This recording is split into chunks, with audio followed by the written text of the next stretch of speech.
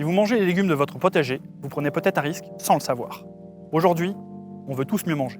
Local, bio, fait maison. Cultiver son potager est devenu une évidence. Mais il y a un problème qu'on oublie complètement, le sol. Parce que c'est là que tout commence. C'est lui qui nourrit vos plantes. Et même s'il a l'air sain, il peut être contaminé depuis des décennies. Pollution industrielle, anciens pesticides, carburants, des substances invisibles peuvent rester dans la terre pendant des décennies. Et c'est là que ce n'est pas une théorie.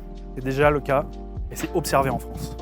Dans certains potagers, des analyses ont montré que des légumes contenaient 10 fois plus de plomb et de cadmium que les normes, au point de déclencher des dépistages de saturnisme chez les enfants. Et certaines plantes sont de véritables éponges. Les carottes, les pommes de terre, les poireaux, les salades. Elles absorbent et concentrent les polluants du sol.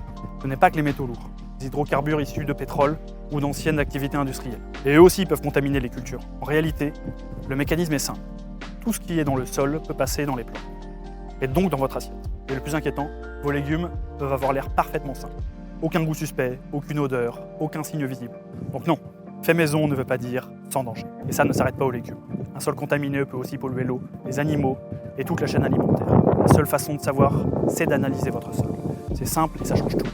Ça permet de choisir les bonnes cultures, d'éviter les zones à risque, d'adapter vos pratiques et de produire en toute sécurité. Manger sain, ce n'est pas juste une question de bio ou de local. Ça commence sous vos pieds. Abonnez-vous pour en savoir plus sur l'état de santé de votre sol.